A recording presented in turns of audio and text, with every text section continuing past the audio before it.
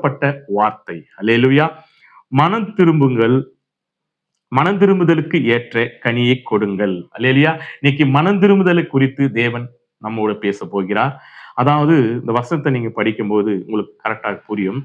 மனம் திரும்புதலுக்கு ஏற்ற கனியை கொடுங்கள். தேவன் சொல்றாரு, மனம் திரும்புதலுக்கு ஏற்ற கனியை கொடுங்கள்.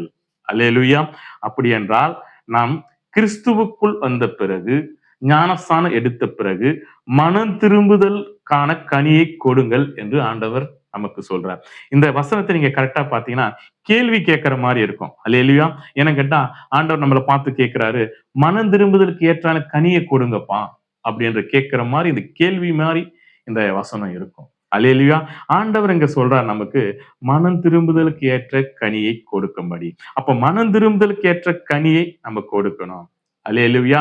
ஏன்னு கேட்டா இந்த வசனம் முழுக்க முழுக்க கிறிஸ்துவர்களுக்கு, அதாவது தேவனை ஏற்றுக்கொண்ட மனிதர்களுக்கு, அல்லேலூயா, ஞானஸ்நானம் எடுத்தவர்களுக்கு, தேவனை பற்றி கொண்டவர்களுக்கு இது முழுமையான வார்த்தை. ஏன்னா தேவன் சொல்றாரு, அதாவது மனம் திரும்புதலுக்கு ஏற்ற கனியை கொடுங்கள். அப்படின்னா கிறிஸ்துவுக்குள் வந்ததுக்கான உங்களுடைய கனிகள், கிரிகளை நீங்க கொடுங்கப்பா என்று சொல்றார். அப்படி என்றால் நம்ம மனம் திரும்புதலுக்கு ஏற்ற கனியை கொடுக்கணும் என்றால் கிறிஸ்துவுக்குள் வந்த பின்பு, தேவனை ஏற்றுக்கொண்ட பின்பு, ஞானஸ்தானம் எடுத்தக்கு பின்பு, அப்போ கர்த்தருக்கு நம்ம கனி கொடுக்கிறோமா என்றுதான் இந்த நாள்ல நம்ம கடந்து போகிறோம்.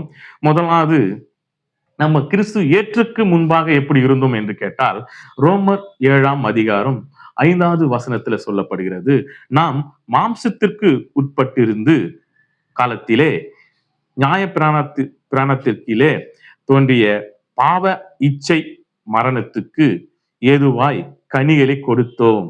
அல்ல, நம்முடைய அவயங்களும் பேலன்ஸ் செய்தது. அல்லேலூயா. அங்க சொல்லப்படுகிறது ரோமர் 7:5 நம் மாம்சத்துக்கு உட்பட்ட கனிகளை கொடுத்தோமா. அந்த மாம்சத்துக்கு உட்பட்ட கனிகள் எப்படி என்று கேட்டனா, அது மரணத்துக்கு ஏதுவான கனியா. அல்லேலூயா. இது இச்சை, பாவ இச்சை மரணத்துக்கு ஏதுவான கனிகள் கொடுக்கப்பட்டோம். நம்முடைய அவயங்களே பலன் செய்தது. இந்த மரணத்துக்கு ஏதுவான கனிகளுக்கு நம்ம அவயங்கள், நம்ம சரீரத்தில் இருக்கிற ஒவ்வொரு பொருட்களும், நம்ம சொல்ல இருதயம், கண்ணு, கை, காலு, நம்ம பேச்சு, இதெல்லாம் எப்படி இருக்குதுன்னு கேட்டா மாம்சத்துக்கு ஏத்தான கிரிகள். இப்ப எப்படின்னு கேட்டா, நமக்கு ஒரு பெருமை வரணும், நம்மளை குறித்து நம்ம வாய் பெருமையாகவே பேசி கொண்டிருக்கோம். அல்லேலூயா. இது என்ன கேட்டா மாம்சத்துக்கான கிரிகள். நம்ம கண்கள் இச்சித்துனே இருக்கும், இது நமக்கு தேவை, இது தேவை, இது தேவை, நம்ம இதை எடுக்கணும். இதெல்லாம் மாம்சத்துக்கான கிரிகள்.